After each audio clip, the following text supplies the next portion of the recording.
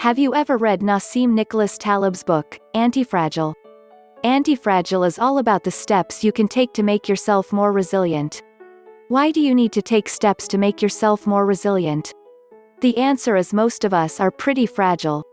If you apply Taleb's concepts to building a company from scratch, then you recognize that you're pretty fragile when you're just starting out. I was at a lunch meeting with the head of the venture capital fund that was sponsoring me as entrepreneur in residence IR. I said to Mike, I know if we get funded, we will succeed. Mike looked at me and said, I can think of 100 things that will kill your company. Mike's tone indicated he didn't want to be challenged. I thought to myself, what a jerk.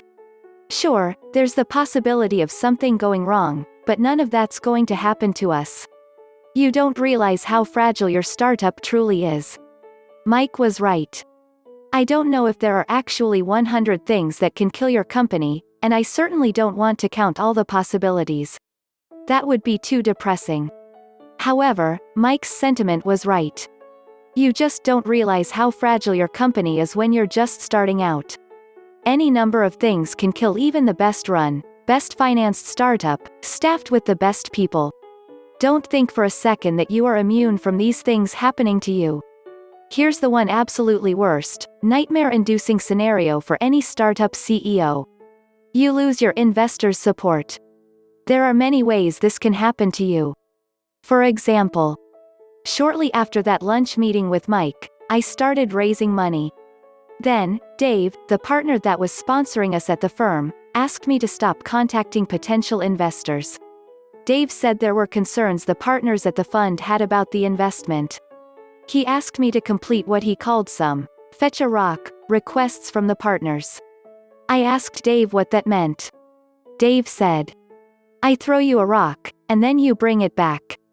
You think you're done, and then I say, fetch another rock. You fetch the rock again. You're asked to keep fetching rocks until you get tired and give up. Dave suggested that I might want to look at the possibility of the fund not supporting the investment. Dave wouldn't give me a reason for the change of heart. I held out hope that maybe we could fetch the rocks and change the partners' minds.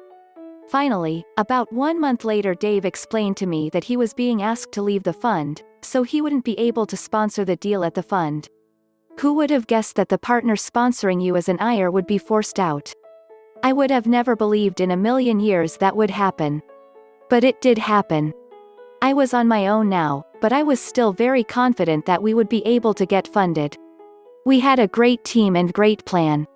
What could go wrong? It's the most challenging job I've ever had.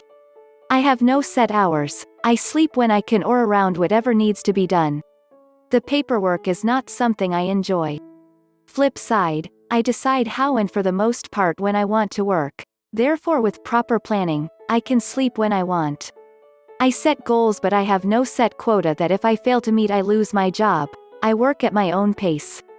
I pick who I work with and who I work for. Some days I can work from home, so that's some of the pros after the cons. Everyone here wants to tell you how many fail in startups and how hard it is. It's not. Don't believe the hype. It's a process of learning what serves you and what and who doesn't, mentally, physically and emotionally. People say it hard because naturally people don't like competition. Most will always mention those who fail. Translation, what they really mean is, I'll point out the lists of others, failures to elevate myself and throw in the world's face that I succeeded, therefore you probably won't, because I'm better than you. Fact is, you have to know they are not. Same God that created them created you. If they can do it, so can you. If they used certain principles to get there, so can you.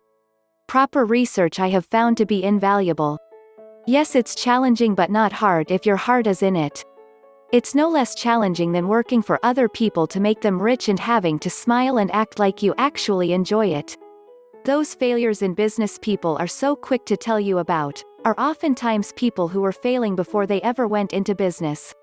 What they don't tell you is they fail in their marriages, they fail to be good neighbors, they fail to listen, think they knew it all, likely they failed in school or some other area like parenting.